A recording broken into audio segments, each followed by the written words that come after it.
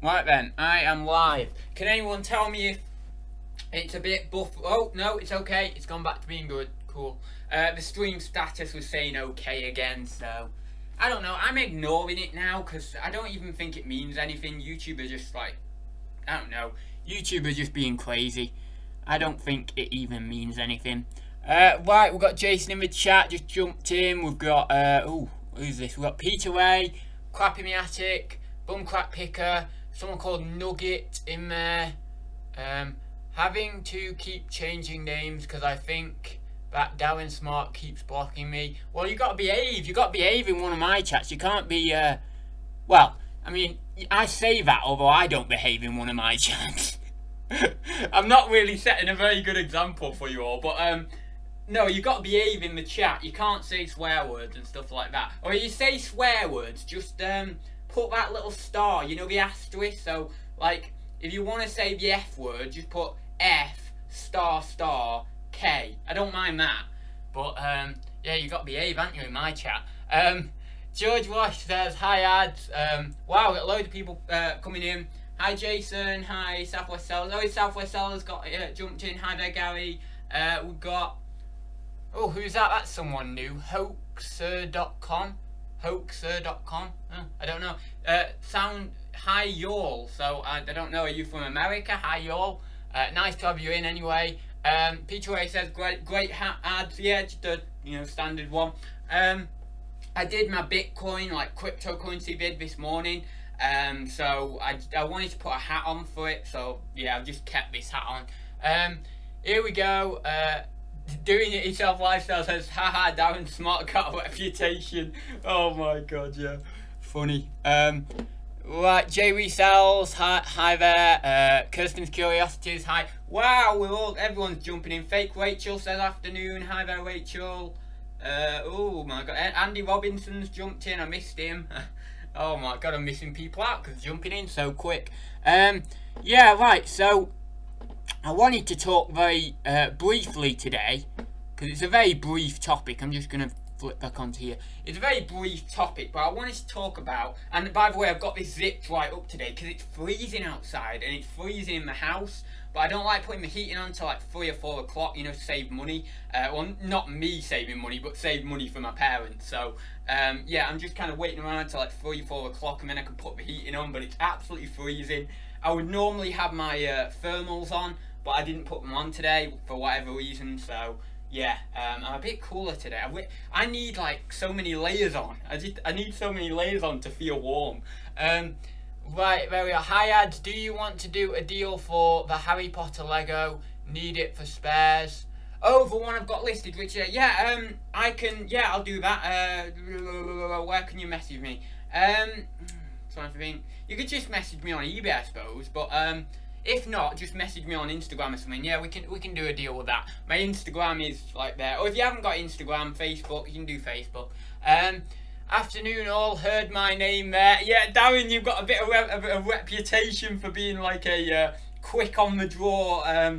What's the word? What's the word? Admin? No, not admin. Moderator. You've got a bit of a reputation for being a quick on the draw moderator or something. Darren Smart, biggest. Oh, I'm not even gonna read that. You can block him if you want, Darren, if he's being horrible. Time or 50 listings and he will get. Oh, I don't even want to read that out. Right then, who else is in here?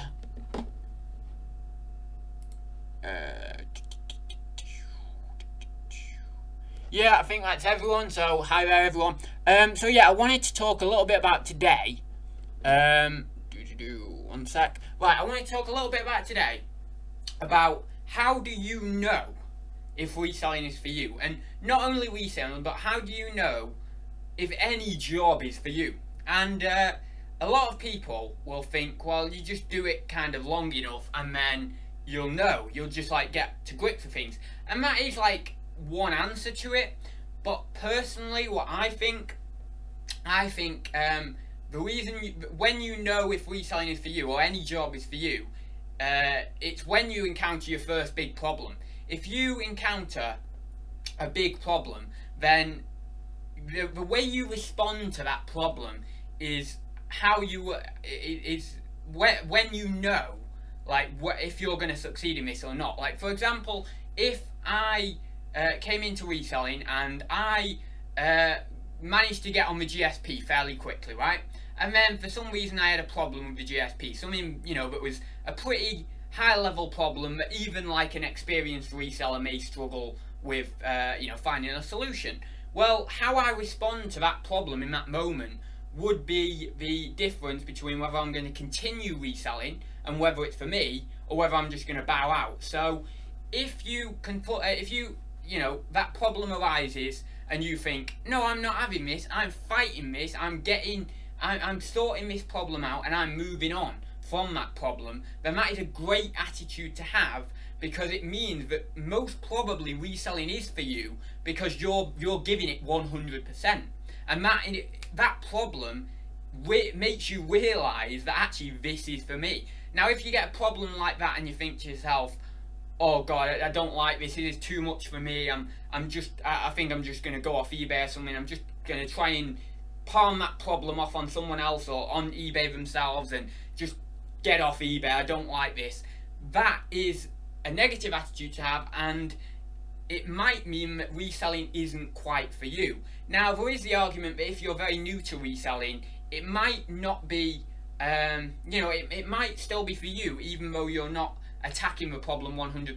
It's just because your inexperience is holding you back a little bit, and that is an argument too. But I do feel that whatever your experience level, really, it's not so much about your experience level as so much about the way you deal with the problem. And you don't necessarily need a lot of experience to deal with a problem, you just need to want the thing bad enough. You just need to realise that this, on the other side of this problem, is what you want, and you're going to leap over that and keep going, really. So yeah, I wanted to talk about that because it's just a very brief topic, really, but I thought, I've been thinking about this week, you know, I've been sort of, it's been on my mind a little bit. I'm thinking, I had this weird moment as well, which I've never had, I've never doubted myself, but I had this weird moment in bed where I thought to myself, you know, I don't know whether this form of reselling is for me or not. And when I say this form of reselling, I mean online reselling. I was thinking to myself, you know, where's my end goal? Is my end goal still to be on eBay and Amazon in 30-40 years? Or is my end goal in 30-40 years to be in a retail shop, you know, have my own shop? Or is my end goal something that hasn't even been created yet? So I was just thinking about that, and I was thinking to myself, well, I don't know whether Amazon and eBay is my end goal, and whether that type of reselling is where I want to be for my life. So it was kind of odd. I wasn't specifically doubting myself, because I don't generally doubt myself, but because I'm comfortable in my ability to resell on eBay and Amazon. But it was more of a sense of understanding and wanting to know where I'll be going in the future. Because obviously I do have plans in place, but this week in particular, my mind's been a bit like that, all over the place, and I'm thinking, well, what out of these plans do I want to do? How can I set myself up so it's all what I want to do, and I'm not going to get myself into a position where actually I've set some plans up and what I want to do now, but when they actually come on to me, you know, when I actually get them, I don't like them. So yeah, it was interesting, but I think that the reason, you know, a job or self-employment in general or reselling is for you is when you encounter that first problem. If you want it bad enough, you just plow through it. If you don't want it, you're just going to walk away. So yeah, I just want to touch on that. It's quite an interesting thing I've been thinking of. So where are we in the chat? Owning a shop would be a lot more fun and enjoyable, meeting people, etc. Well, yeah, that's kind of why I'd like a shop, but at the same time, it's like, I don't know about, like, you know, with owning a shop, I know a lot of people say, like, the high street's dying and all that sort of stuff. I don't think it's directly dying, personally. I think it is transforming. I think it's evolving. I think the shops on the high street will evolve with the digital age that is going to come over the next, I don't know, 10, 20, 50, 100 years. And I think it will evolve. I think there will always be some sort of physical premises, maybe selling something, maybe giving an experience. Like, can you see this, right? Just imagine this for me. In 100 years, when you know, most things are digital, and you even buy your clothes online, and you've got like a holographic wardrobe that you enter and you try things on, and you say, oh yeah, that fits me, yeah, I'll add that to $7.99 or whatever, boom, and it gets shipped to you within seconds. Can you see there still being Chester Zoo? Can you still see there being Blue Planet Aquarium? Can you still see there being a water park? Can you still see there being a swimming pool? Can you still see there being a park? Yes, because they are experiences, and you can't get an experience like that online. At least I can't comprehend how they're going to do that in 100 years' time. Even with the best technology in the world, people still want to go out to see those animals at the zoo.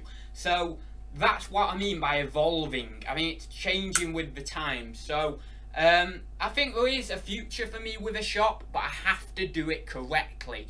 I can't be traditionalist in the way I do it. But no, I think you're exactly right there, Ryan. I think the experience of meeting people, conversing with people, it's really nice experience that, and I do get a lot of enjoyment from that. I mean, you know, I'm fairly confident on here. I mean, I wouldn't say I'm as confident, you know, walking down the street or something, but I am fairly confident with people. I would say I'm less confident than I am, you know, on here, obviously, but you know, I'm still pretty confident, so I would quite like that. But then again, I've got to understand that, like, it's you know, like it's the right thing I want to do, like I was just talking about. Because I might get a shop and I think this is great, this is great, this is great, I've got what I want, and then after a year of doing it, maybe like Kirsten's just mentioned there, she said, we have shops, unfortunately you don't get to choose your customers. Well, after a year of going through problems, maybe scammers, things like that, Craigslist Hunter just did a video not long ago about scammers coming into his shop, or I don't know, like, yeah, like sort of scammers, yeah, coming into his shop and trying to, you know, sell him something that's worth way less than, you know, he's trying to get for it. So after a year of dealing with that, will I still want it? Will it still be my dream? I don't know, you know, I don't know, I haven't a clue. But it's exciting to say I don't know, because it means that I've got something to look forward to for if I did try it. But I think that if I don't try it, like so many people say, I'll just regret it. You know, at the end of my life, I'll really regret it. Oh, I don't think there is. I thought it was someone outside. Start with ads, mobile, travelling emporium. That'd be good. Yeah, Fake Rachel just popped up there, says pop-up shop. That's a very good idea, actually. I know there's a lot of, like, pop-up shops that come up for Christmas. You know, like, there'll be, like, there was a pop-up shop near me last Christmas, actually. And it was, like, a 30-day lease or something we must have got on the property, and or 30-day rent or whatever you call it, and then we just filled it with stock and just hopefully sold enough to make some profit, you know, and cover the rent and stuff and cost of stock and all the other expenses. So yeah, I mean, I think it would be a good idea, a pop-up shop, because it would give me some grounding, it would give me some information. I wouldn't necessarily be too worried about making a lot of profit. What I would be looking is analysing what kind of customers I'm getting, what's the footfall, what are the customers buying, what's the hottest products, what are the things that they like in terms of an experience, because I always keep banging on my you know, my business is about experience. You know, what do they like about experience in that shop? What decor do they even down to the decor, like what decor do they like? What do I want to, who do I want to attract? Who is my target market? All these different things, I'd like to analyse it, and then I could do that in a pop-up shop. Then I could analyse the results afterwards, so I've not got any time pressure. And then I can think to myself, right, is it worth doing on a full-time scale? And also, you might get in a certain time period a few customers who are a bit naughty with you or whatever, and you can see how you would respond to those customers. So yeah, it might be a good idea, a little pop-up shop or something like that. The ideas will start flowing, ads. That's what we have in Epsom, pop-up shops over the Xmas period. You can rent a shop for 5 to 10k a year for what we need, worth trying it at least once in your lifetime, if it's what you want. Well, you know, I say it's what I want, but as I mentioned a minute ago, I don't know until I like really do it and I really, you know, go through the hardships. I don't know whether I'm just going to get to that first problem and think to myself, do I run away or do I continue? And that's when I'll know, as I've mentioned a minute ago, you know, if it's for me or not. So I don't know, it's interesting though. Anyway, has anyone got any questions for me in the chat, you know, compared reselling questions or whatever? What's the profit margins going to be like for your shop ad? I don't know. I've not done that much depth into it. I mean, God, I don't have a clue. I mean, like, I imagine first month, no, like, I imagine like the first 6 months will be pretty bad. Like, with footfall, with like just generally like cost, in terms of buying a lot of stock. You know how much cost is going to be involved with filling a shop? It's going to be a lot, because don't forget, you don't have to just fill that shop. You have to have a little bit of a backlog in the back as well, in the back room, so that then you know, when things start selling, you've got that little bit of a security in the back. So it's going to be a lot. I mean, I would be sourcing from auctions, so I mean, and there's one particular auction that I could get a hell of a lot of stock for probably about $1,000. Like, I'm talking a hell of a lot of stock, like a van or 2 vans full for $1,000. Yeah, it's like 2 vans full for $1,000. But you think 2 vans full for a shop? I don't think that's going to be enough. So you're going to be, you know, you're spending a fair bit of money, even with like the really cheap, auctions. I think open up an antique centre is the way forward. Rent out space to others. Yeah, I would like that, but. And I did say this the other week when I said about having that big mill and renting out places to people. But I would, if I was doing that, I wouldn't rent out an antique centre. I would rent out what I would like to call a miscellaneous emporium. So it would be rented out to loads of different people doing loads and loads of different things. And it wouldn't just extend to products, it would extend to services. So I would have like a hairdressing room, I'd have like a craft room, I'd even have like a mini school. I'd like a mini school in there, but that's like, I don't know how I would achieve that without getting this first step of even just doing a pop-up shop or something like that, because it's all about, for me, I'll tell you what it's about for me, and this is a very good piece of advice, and I don't give good pieces of advice often. Think of money like a tool. It is not, don't think of it like, oh my god, I want £1 billion, trillion pound or whatever like that. Think of it as a tool. So say to yourself, and do it step by step. And if steps change, that's okay. But think of it like, right, I want to get to here. And this my ultimate dream, whatever it is for you guys, let's say your ultimate dream costs £200,000, right? I don't know what your dreams are, but let's just say it costs £200,000. How are you going to get there? If you've got £50 in your back pocket, and that's all you've got, I mean, it probably isn't all you've got, but let's just say that, as you've got 50 quid in your back pocket, how are you going to get to amass a net worth or an amount of money worth of £200? Well, you have to use money as a tool. So you go down to the car boot with that £50, you buy some stock, you come back, you list it, then you do it again, then you do it again, then you build up over about a year, 2, 3 years, a nice chunk of change. Then what you do with that money, a bigger portion of money, is you invest it in things, maybe invest it in property. Property is a decent investment. Then after a few more years, and this takes years to do this, you then, if you know, once the mortgage is paid off, you've been renting that property out.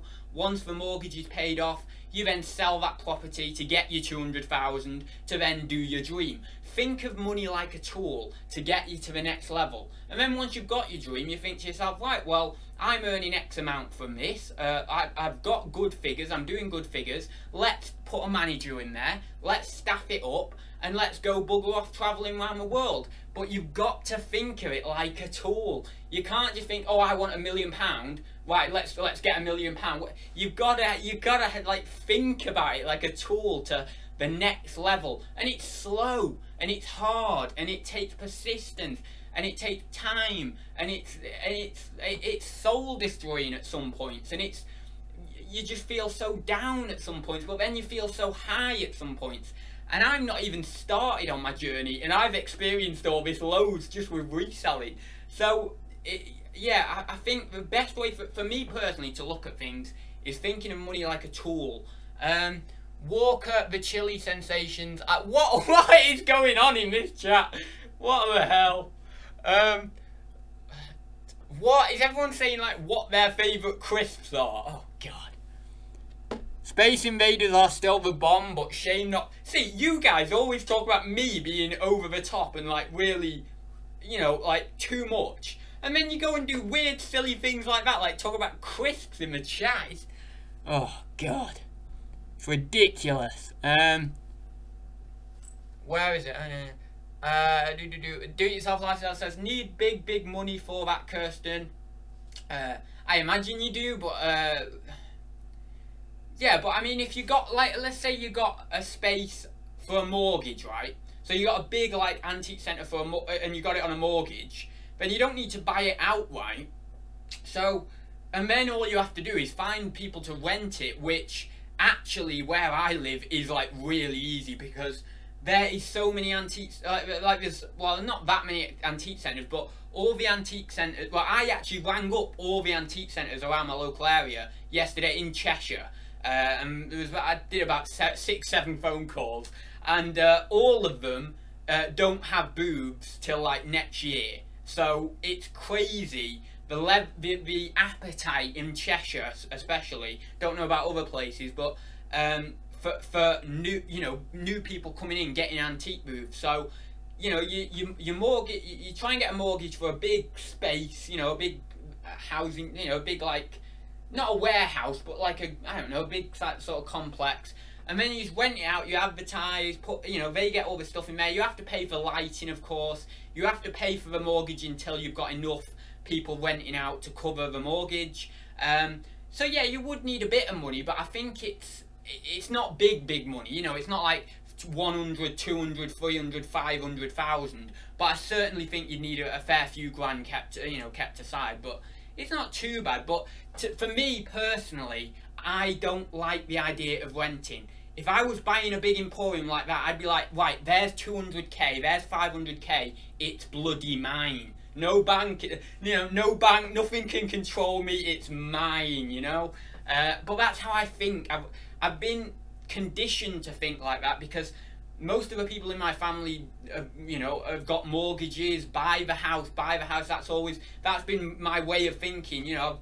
Even in high school, when we're talking about business, it's like buy things rather than rent them. You know, I like that philosophy. Knowing that I've got an asset at the end of the mortgage term or whatever it is, or you know, even if I had the money, as I say, I'd just buy it outright. But if I had to, I'd get a mortgage.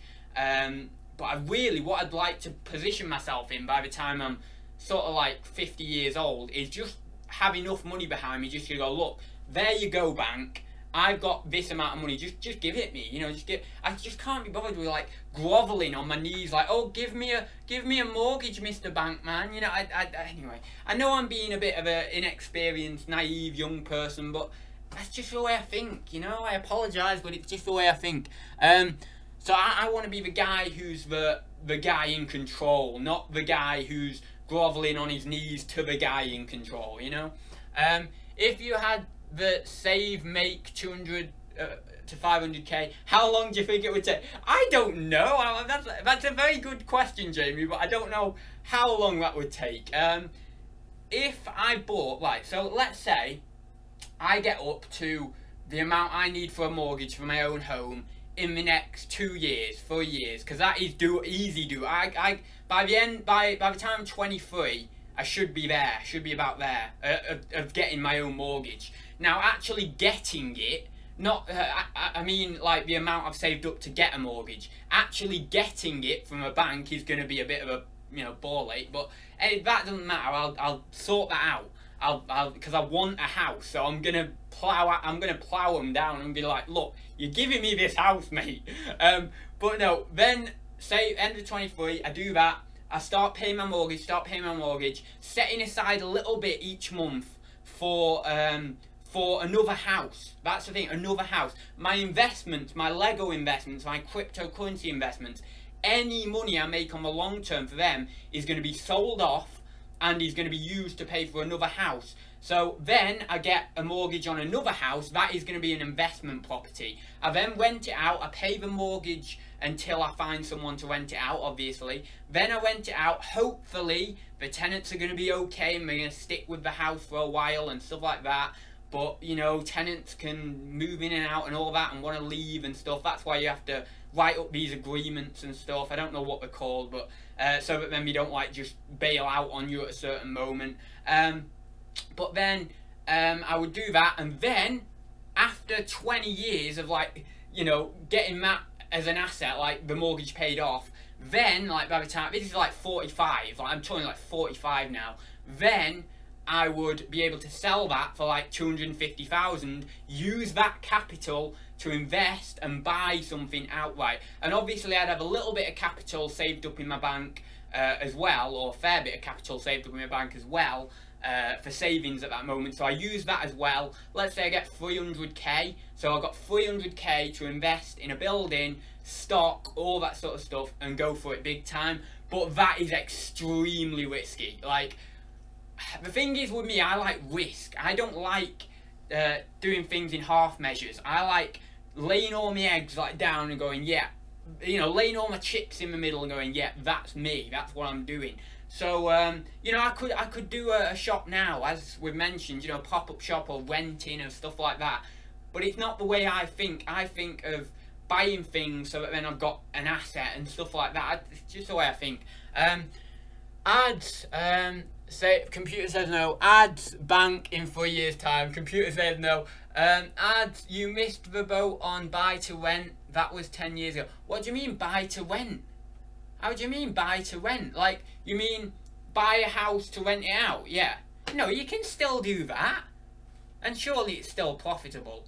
Well, you won't have to pay for stamp duty on your first home. You know what I need to get? One of those help to buy ISAs. I need to put some money into one of them help to buy ISAs, because my mum was talking about it and she said to me, she saw it on an advert or something, or what's his name, Martin Lewis or something, and when you put your money in, you get the government matches it or something up to a certain level. I think it's like 4 or 5k. So I need to do that. But yeah, so that'd be pretty cool. Anyone here had issues getting a mortgage while being solely self-employed? Do they look down on that? I obviously can't speak for personal experience at all, but I have been told by a fair few people in Thursday Talks chats and other chats and stuff that it is kind of hard, and that apparently, I'm sure you'll know this anyway, Darren, but apparently you need like a long backlog of you know, accounting data and stuff for your business, so that then we know you're stable and stuff like that. But my plan, I tell you what my plan is: get a good deposit, get as much down as you can as a deposit, because then they're going to be less likely to refuse you, especially when they're going to see your accounts as well, that you've been doing fairly okay over like a 5-year period. So that's going to be my kind of thing.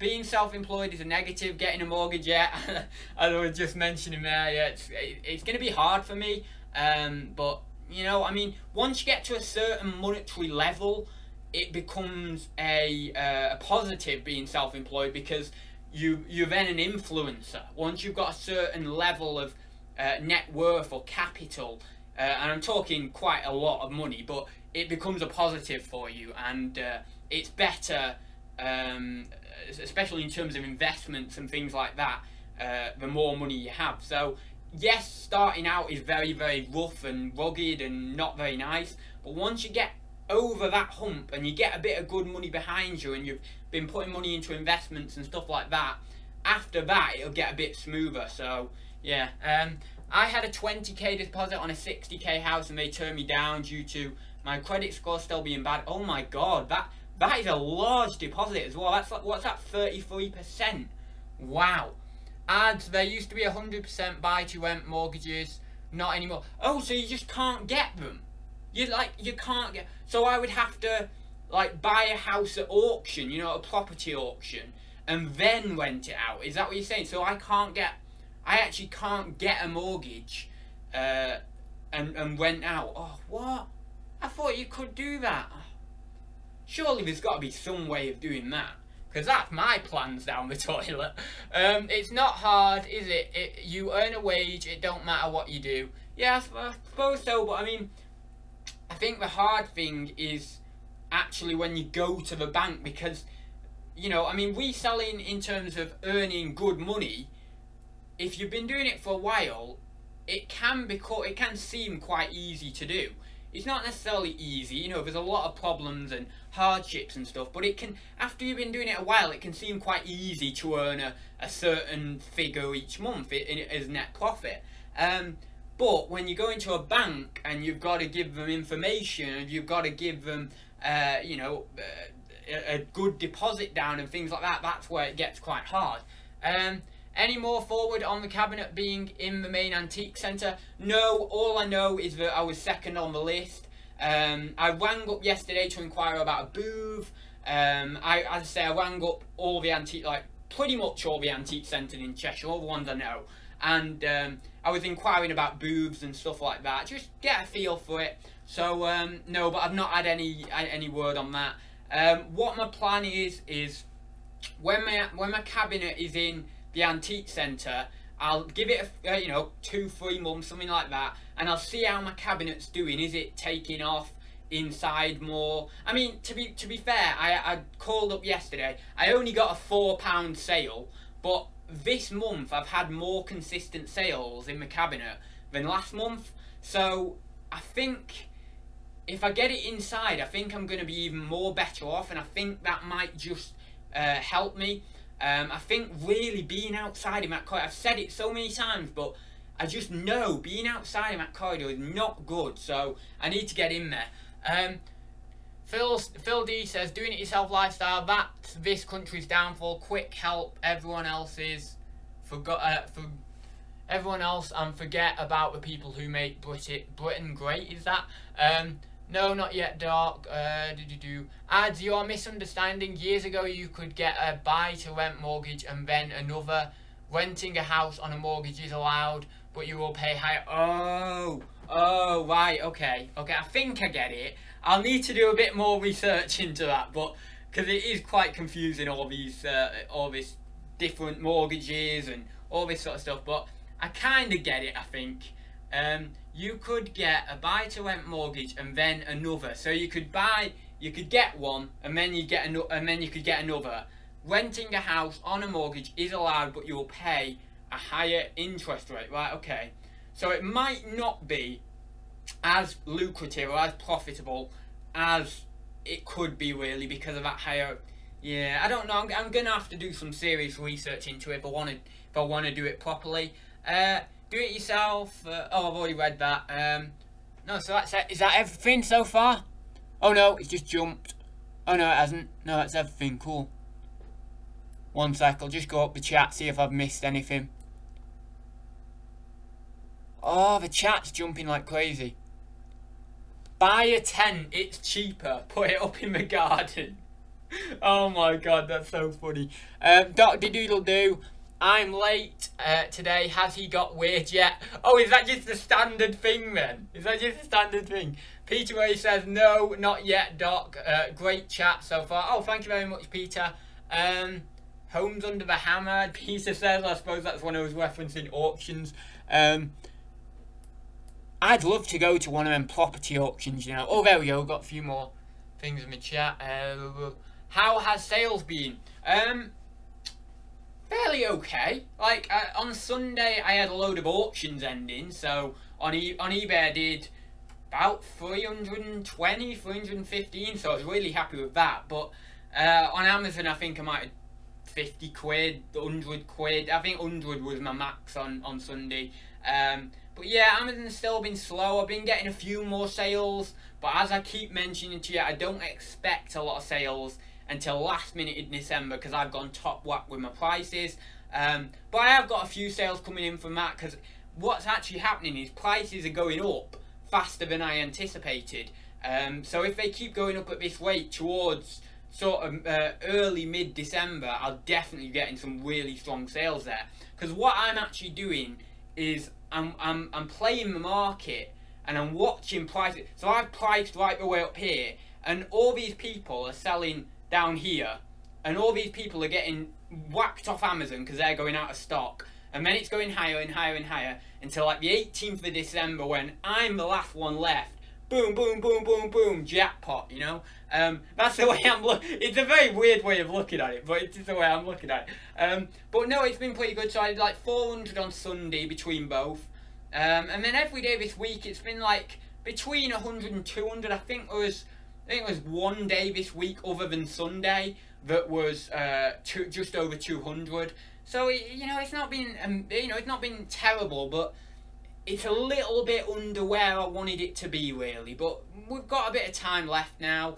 You know, I think come Black Friday, Cyber Monday, once that's gone, what we'll see is we'll see people getting in Christmas mode full on.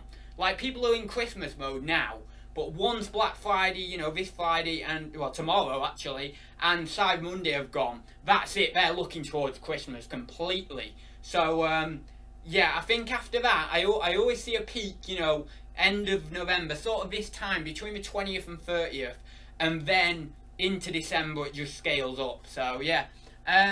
Amazon are really whacking people off. Apparently, Amazon are whacking people off. How do you mean, like, with restrictions or something, or, nice sound effects ads. Oh, was it good? I'm glad you enjoyed it. I put my little collar in. I look like a gangster with this collar up. No, I'm looking like some blooming mafia boss with his collar up. £40 a month. Amazon are whacking people off. £40 a month. What do you mean? What is that? What do you mean? What's £40 a month? Is a fee going up or something? I don't. Is that for selling? You mean, or is that for buying? I don't know what you're referring to. Cheaper than a Mrs. What? Darren, how much is that service? Oh, sorry, have I missed something up the chat? Is that what I've done? I think I might have missed something up the chat. Oh, so I said whacked off. Sorry, I didn't mean it. No, what I mean is, you know, customers. That's it. Customers are whacking off the... God, it sounds so long. I get your point now, I get your point, damn it. But customers are whacking these sellers off the listing because customers are buying the products. Oh God, I can't even do this seriously anymore.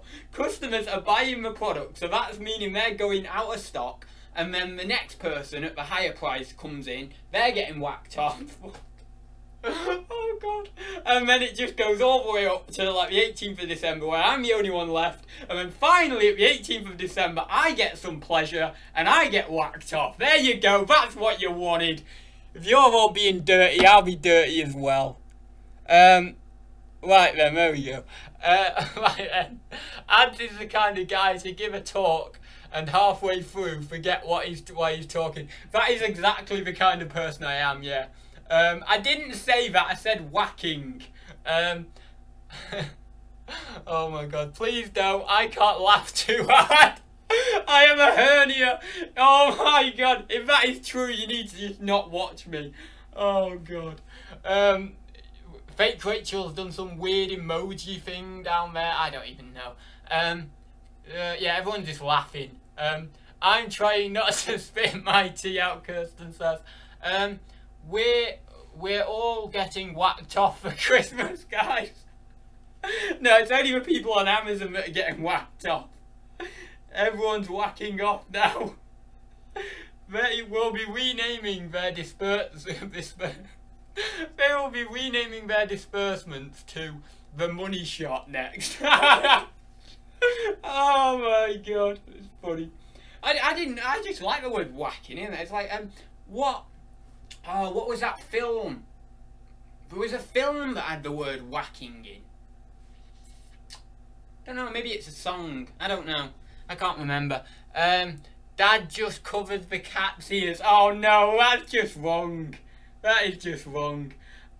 Whacking Day, like the Simpsons episode with the snakes and Barry White.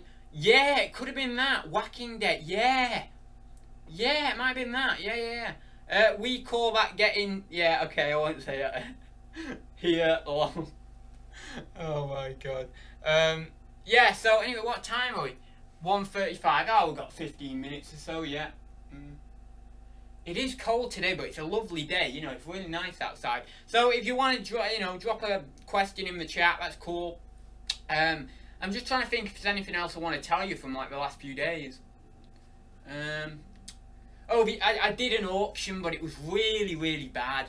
Like, prices were going really high. Like, I would normally pay like 20 quid, 15 quid, maybe 25 quid for like either one big box or two big boxes of like glassware or maybe die-cast toys, something like that. Okay, maybe if the die-cast toys are fairly decent, I might pay like 40 or 50 quid for like two big boxes.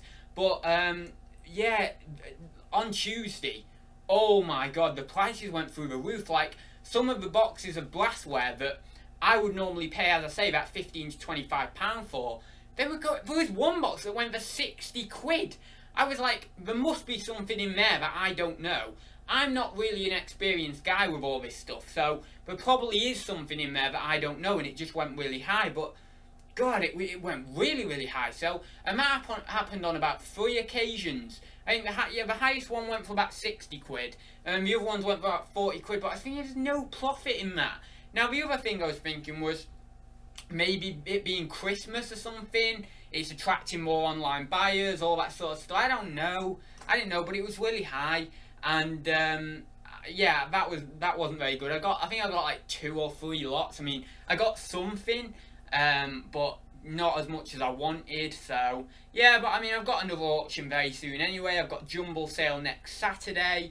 I've got a little church fete thing up at my local church on this Saturday, which it says it's got bric-a-brac stalls, so might be something there at least. But yeah, it was just quite poor really in terms of that auction. I was expecting better prices than that, but yeah, it just at that particular auction, it seems like prices are just going higher and higher. It might be because of online. It might be I don't know. It might be because it's just around Christmas time. But certainly at that auction, it's just getting a bit harder to make a profit. At Warrington auction, it's like so good. Like, it's really, really good. I can get so much stuff from there for so cheap. I've not been in a while actually, because I've just not needed to go because I had all that backlog in my other room to work through. But yeah, I mean, it's really good. So I'm gonna go back there next auction, which I think is like a week or 2 weeks time, something like that. So the next one I'm going there. But yeah, just not very good sourcing this week really. I'm hoping that the jumble sale will be good, and then whack a load of stuff on, on the Sunday or the Monday, just after that jumble sale. Get as much stuff from that jumble sale listed as possible, as quick as possible, because then you're kind of getting into the last 2 weeks of the hype then really. So I need all that stuff on ASAP. But yeah, I need to do a stock take and really can't be bothered. I'm sure there's listings that have disappeared. Now that is very, very, very good. That's a good question. Something I've been doing this week. It's like you read my mind. That's fake Rachel there. Yeah, I did. I had a sale, and we've all had this. Me probably the most, but a lot of people have had this at least 1 or 2 times. But I had a sale and I couldn't find them anywhere. I had a sale, I could not find these damn things anywhere. Just nowhere at all. And the items in question, there was no chance of me drop shipping them.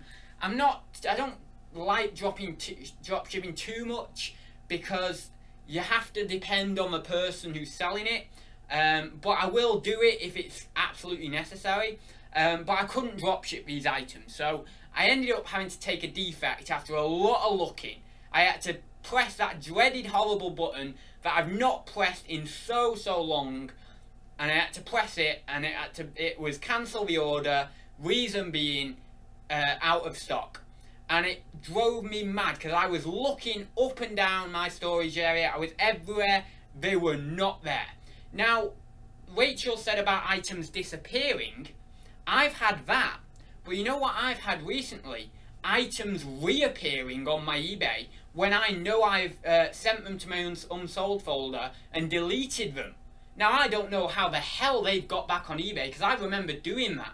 Actually, so after that disaster of out of stock, luckily I had a 0% defect rate anyway, which is really good. So it then took me, well, it's going to take me, because it's next month now, but it's going to take me to like 0.18 or 0.2. So, you know, it's okay, it's bearable. But yeah, after that disaster, I basically thought to myself, right, I've got to do something about this, because I have had this in the past a few times, and I thought to myself, well, how are we getting back on eBay? This is not right.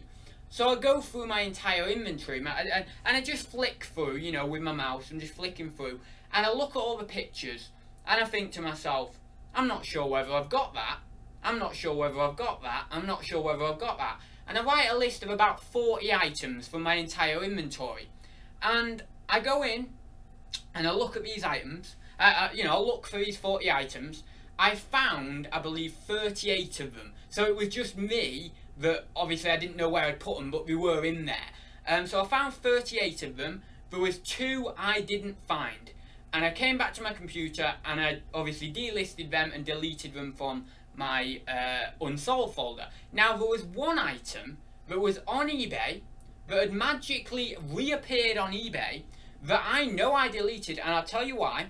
I took a load of things off eBay for my cabinet when I first got it. And what I do is I bring them in here, the items, lay them out on the bed, go on eBay, and one by one take them off eBay.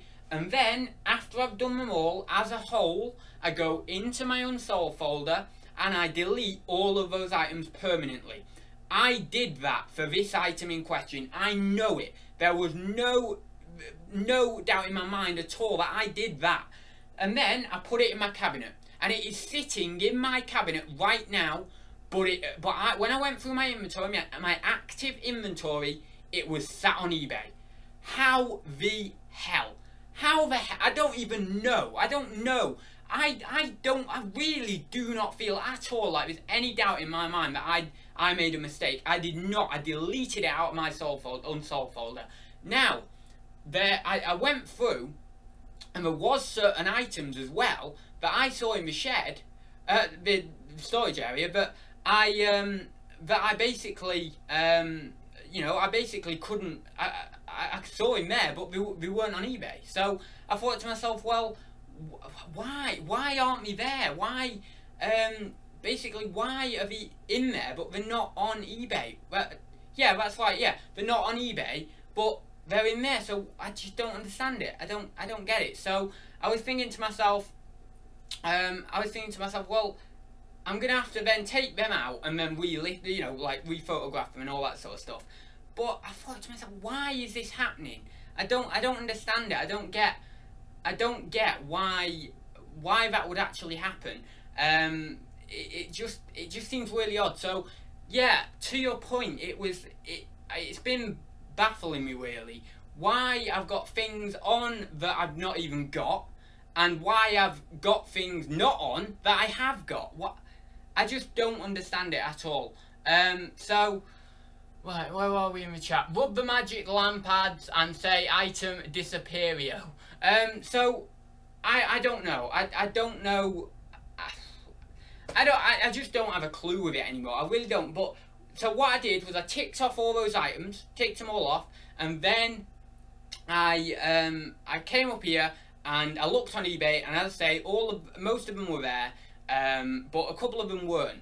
And then I thought to myself, right, I've done this for a lot of my items. I'm pretty sure that I'm safe and sound now. There's no items that that aren't, well, they're not on now, but I mean, like, there's no items that are in my storage area but not on eBay because I'm going to relist them. I'm going to put them back on as a new listing.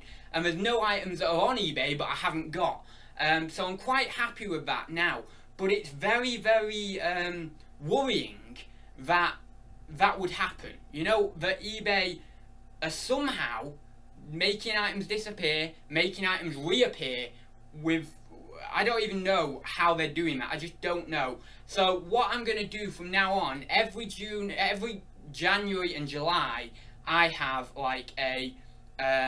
it's not a stock take, but it's like an inventory evaluation type thing.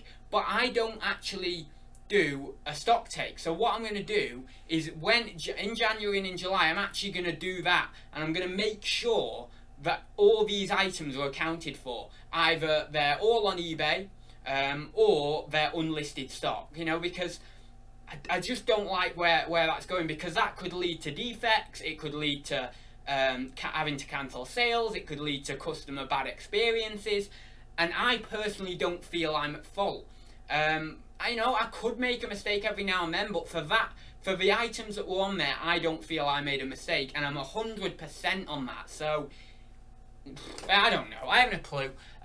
Occasionally, I'll put things to auction and just try and get my money back if something's really not shifting. Then car boot it if it doesn't sell. Oh, what is someone? Jay resells. I believe you had. There has been an eBay glitch which they acknowledged but haven't got a solution for.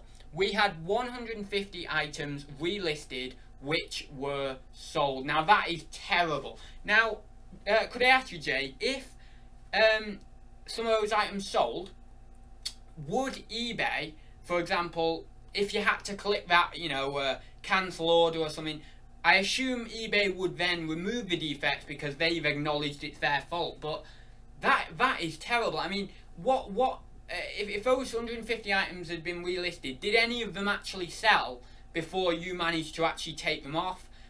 Because that is bad. I mean, maybe that's the case. Maybe the glitch was like that for me as well. But I feel like, you know what I feel like? And I hate to say it. I feel like I'm not being a very good reseller. I felt in that moment when I couldn't find those items that I'm not being a good... that I'm not on top of my game. I'm not a good reseller. But I after a bit of, you know, contemplation, after a bit of thinking about it, I know that I am a good reseller, and I don't doubt myself in that respect. But it's so, because I was, after I had really evaluated it, I know I was 100% sure about those items. So I really do feel it's something on eBay's side, and it's not, you know, it's such a small percentage of my inventory that you know, you could almost be led to believe that it's due to something on your side. Maybe sometimes it is, but I do think that it's something weird. It really is. Hi everyone, sorry I'm late again. Hi there, Sue. And it's always a lesson learned, even if you do have to donate. But not just shove back in the charity shop. Yeah, I suppose it is a lesson learned if you like got an item and it's really sticky, and then you end up having to donate it. But I donate stuff from your charity shops. I mean, I mean, with sticky stock, I kind of, even though I do this like inventory cleanup in Jan and July, I'm really not harsh enough with myself. I'm kind of turning into a bit of a hoarder. Even when it comes to January or July, I will actually think to myself, oh no, I won't, I'll leave that on for a little bit longer, it'll sell. And then there's things that I do take off, but generally I only have a very small pile of items that I've taken off. But I need to be a bit more ruthless, really. If I had the time, here's what I would love to do. I'm sure a lot of other people will respond to this as well. If I had the time, I would go through my entire inventory, and there's loads of items on my inventory that I photographed, that I listed a long time ago, when I wasn't putting the effort in that I'm putting in now. And it shows in the listing, it shows in the title, shows in the photography, it shows in the description, stuff like that. So what I would love to do if I had the time, really would, is just get all my items that have old photos, you know, bad old photos, you know, crappy titles, all that sort of stuff, not bundled in the correct way, I would get all of them off eBay. I would, you know, completely unlist them or delist them or whatever you want to call it. I would get them, I'd lay them out on the bed, do photography for them all, and then relist them again. What I would probably do is not delete the listings from my sold folder. What I'd do is like change the listing information, like, you know, the title, the photo and stuff like that, so I save myself a bit of time. But I'd love to do that, because then I've got an entire inventory of 1,000 items with top quality photos, top description, top titles. Because when I look at my inventory, you know what I always see? I think to myself, I look at my old stuff and I'm like, oh, you know, why is that on there? I don't want that on there, because honestly, there's photos that the lighting is terrible, it's not on a good background, there's photos that are unfocused. Yeah, so it really, when I look at them, I'm like, oh, why, you know? And all I'm thinking to myself is, customers are seeing that, and then they're seeing a more recent listing, and I'm thinking, well, what do they think of me, you know, in terms of that photograph, and then the other photograph, or that listing, and that listing. So there's a lot of things that I actually need to set some time. You know, just set a day, set a couple of days, set 3 days, whatever. You know, maybe not actually list anything new, but go through my entire inventory and really update things, because I think that my sell-through rate will really be positively affected from doing that. But it's a lot of work, and I know what everyone says, like, oh, I don't really feel like doing that, and it's the same with me. It's like, you know, I'll just list some more stuff, and you know, some new stuff that's come through the door. You don't ever feel like, you know what it's like? It's like in college, when I was made to write assignments and stuff like that, and then you'd go to the teacher and would say, or the tutor, and would say, oh, I don't like that, I don't like that, I don't like that, I don't like that. To tell you the truth, you may as well rewrite it, and you're like, there's no way I'm rewriting this. This took me 4 days of solid work and caffeine. I am not rewriting this. That's what it feels. That's the feeling I get when I think to myself, you know, I should really go through my entire inventory and update my photos and stuff. It's the same feeling. It's like rewriting your entire business. But guess what? When you rewrite that essay and you take it back to that tutor with their recommendations, that's one of the best pieces they've ever seen, because you've taken that extra effort. So yeah, it's something that I kind of need to do, but I just don't. Right then, there we go. Where are we? God, we've got loads of chat going on. Anyway, I'll call it a day in a minute. We've been almost an hour. Oh my God. Right, what's the longest? Oh God, loads of stuff coming in. Sorry, the chat's going a bit crazy at the moment. I'm just... Hi everyone, sorry I'm late. Do it yourself lifestyle said something. Was it do it yourself lifestyle? I can't find the question, but it was something like, what's the longest item you've sat on or something, was it? Well, if it was that question, because I can't find it for some reason. How many you got? No, it's not. So yeah, I think the longest item like I've ever had listed is probably like the same amount of time as I've been doing reselling. I swear there's probably one item, at least one item on my inventory that is from like 2.5 years ago. I know there's certainly items from 1.5 years ago. So yeah, if that was your question, then it's been a long time. Oh yeah, how many said doing it yourself, like I said, how many you got on now for it? Funnily enough, I was thinking that the other day. I was wondering how many you've got on Rachel at the moment. I think it's about 1,700 at the moment. Is that with Amazon, or how many have you got on Amazon? Because imagine, what, you're like 400 on Amazon, something like that, 300. Because I know you sell quite quick turnover on Amazon. I think I've got about around the 400 on Amazon. But a lot of those items are quite good items. Like, I really love Amazon now, because you know what? It makes you know the fees for storage and for fulfillment, not fulfillment, for long-term storage. It makes you, this is what it does, Amazon forces you to clean up your inventory. With eBay, you don't have that, but with Amazon, if you've got slow selling stuff, the long-term storage fees force you to basically do something about it. So that act of kind of autocratic leadership by Amazon towards its sellers really helps us, because it means my inventory now is a lot stronger than it was when I had 700-800 items up there, because 300 or 400 items were just real slow movers. And then I cleared them on eBay. I got similar money for some items. I had to take a bit less on others. But, you know, I'd much rather that and have a really strong inventory up at Amazon than have a larger one that's just sort of stagnating. Yeah, so my Amazon inventory I'm really happy with at the moment, but my eBay inventory I've never been as happy as my Amazon inventory. It's kind of weird. Right then. Yeah, do-it-yourself lifestyle said about yeah, definitely if you have custom SKUs, it's easy to find stock listed. Or now, you know what? I've been on Amazon. Don't know, year and a half or 2 years, about 2 years, almost 2 years, and I have never done anything with SKUs, never, until the other week. And I did something with SKUs, and I searched my items. I was searching for my items online on the Amazon inventory page or something. I don't know whether it was the FBA inventory tab or just the normal inventory tab, but I was searching for them, and I found them so much easier because I knew my custom, you know, my custom SKU thing. So I need to look into doing that, but I didn't have a clue. Like, I mean, I knew what a basic definition of a SKU was, but I never really knew how I could use it to my advantage. But yeah, they are powerful. Yeah, I need to use them more.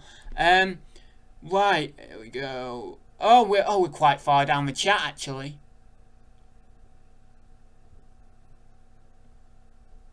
Oh, I've just jumped again. We've jumped. See, I only have 60 things at Amazon, but some are 100 quantity plus. Well, yeah, there you go. So, yeah, okay, you've only got 60 items at Amazon, but you haven't really, because a lot of those items, you know, multi-quantity, they're going to sell for, you know, for good money. Ads, I've just started doing SKUs now, and I love it now. Yeah, I mean, I'm definitely going to be doing it more. Yeah, I can't believe it's taken me so long to just mess around with it. And all it was I was messing around with it. Like, I heard it on, you know what I heard? You know, I think it was Chris or Carla or someone. Anyway, I think they posted in the FBA book flipper group. Or someone did anyway. And we had like a SKU on there. And I thought to myself, oh my God, you know, I could use that. You know, Chris has done it, and or Carla, or whoever it was, they've done it. So I thought to myself, oh yeah, I'll do that. So yeah, I just tried it. I didn't even know what I was doing, but I tried it, and yeah, it was really cool. I see. Don't forget Power Pose though. I don't know what that's referring to in the chat, but yeah, something about power posing again. Anyone else find that Harry Potter books don't sell well anymore? Certainly me, yeah. They don't sell for the prices that they used to. Although I think Ben Fitzpatrick got some good money for a bundle not long ago. So maybe you've got to like just reevaluate your bundles and stuff. Maybe add a plush toy in there, add a mug in there, add another book in there, add a even, you know what would be here's a good idea, right? If you can get a hold of a little Lego Harry Potter poly bag, throw that in the bundle. It will attract people. Because those Lego Harry Potter poly bags are really good money now. I should know, I've sold enough of them.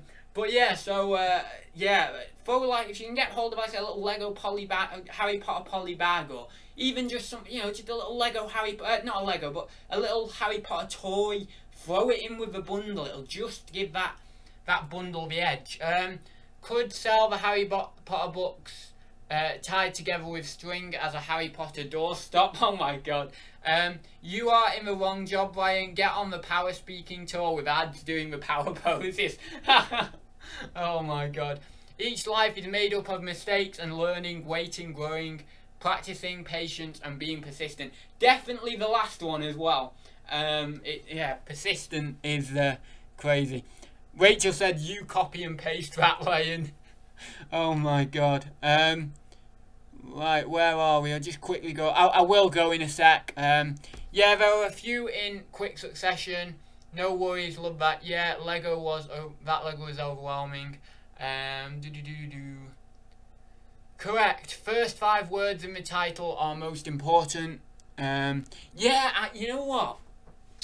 More and more these days, I tend to put the richer, and when I mean rich, I mean like the 5 or 6 keywords that best explain that item. That's what I mean, and that are really strong keywords. I put those in at the start of the title. Sometimes what I used to do, I would put those words just randomly, however they'd fit in the title. But I actually put them at the start now. I don't know whether that increases visibility or not, but it's got to do something, right? So, yeah, I do that a lot more now. You know, put them real strong keywords at the start, then put the weaker keywords in at the end, you know, or the middle. Where are we? No, just eBay. Amazon is about 500. Just sent a big shipment up. There's 2 of us though. Yeah, I know, it's so annoying. It's so annoying. I've only got like 1,500 listings, and you're there on 2,200. I know, like, whatever it was, like, yeah, 2,200. I'm like, ah, damn it, you know? But it's alright, it's alright. It's not a competition, but this is how I think. I always compare myself to others, like, oh, you know what, I just want to beat them, you know, but it's not about that. It's about comparing yourself to yourself, and that's the best piece of advice I can give. I know Phil off the Celtic Traders gave a good piece of advice, very, very similar. You know, he was saying don't compare yourself to anyone else. You know, it's a battle with yourself, really, in the long term. So, yeah, it's a really good piece of advice, that. But I have to admit, I do think, oh, you know, and surprisingly, I understand better than a lot of people that it's not about number of listings you've got. It's just not. It's not about the number of listings you've got. It's about the quality, it's about the price of the listings, the average listing price, it's about the photographs, it's about what you're selling, all that sort of stuff, the speed in which you're selling them. But I still can't help but have this like listing competition to try and get as many listings as I can, you know. But I see a lot of people in the groups, and I see this far too often. They're like, you know, they'll put in like, how many listings do you all have? I only have about 100, right? And then people will go on there and they'll put, you know, they'll be quite nice about it. They'll just say like, oh, I have 1,000 on eBay, or I have 700 on Amazon, or whatever. And they'll just be quite nice about it. I've never seen anyone being, you know, who's a big time seller. I've never seen anyone being really horrible to the new guys about it or anything. They just literally put the amount they have in there, and that's that. But they put that amount in there, and then the person comes on again who's done the post, and they'll say, oh, I bet you're making a fortune, that's loads of listings. It's the wrong attitude to have. Someone did it recently with me, actually. It was one of those posts, and I put, I've got about 1,500 between both platforms. And they said, oh, wow, that's loads you'll be making. I don't know who it was. I think it was someone who watches this show, actually. But they said, oh, that's loads you'll be making loads this quarter for. And, you know, I think to myself when someone says that to me, no, I don't necessarily. Just because you've got 1,500 items, all those 1,500 could be crap.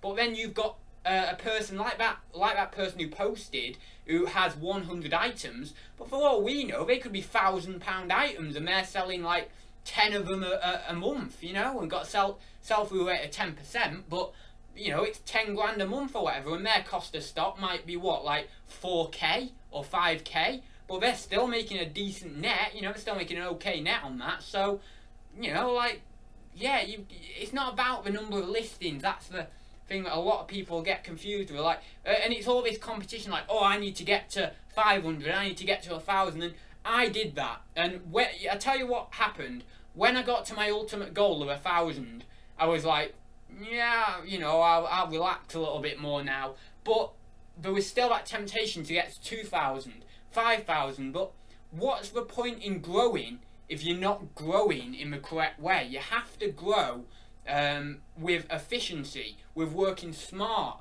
with thinking to yourself, well, how can I get the most out of my space? You know, not just like constantly listing more and more and more and having to grow and buy stories, lockups, and buy this and buy that just to grow. You know, why not try and do try and make a decent wage in the space you've got, and that will help you become more efficient with what you pick up. So, because you've got that limit on you. So, yeah, anyway, I'll leave it there, guys. It's been a good chat today. I've not been as wild. Oh, I just wanted to say as well, actually, I'll just quickly check what we've got in the chat, just very, very quickly. If it loads.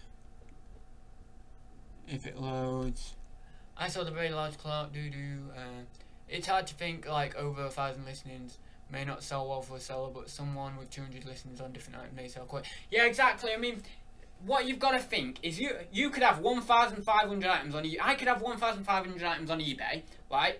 They could all be used tea bags. That's what I'm trying to get in your head. They could all be used tea bags. It is not hard to put okay, it is fairly hard to put 1,500 used tea bags on eBay in separate listings, but what I'm trying to say is it's not hard to build up a lot of inventory. It's not as hard to build up a lot of crap inventory that you're not selling, whereas if you built up a smaller inventory of really good stock, then you'll be better off. You know, don't just list something for the sake of listing it.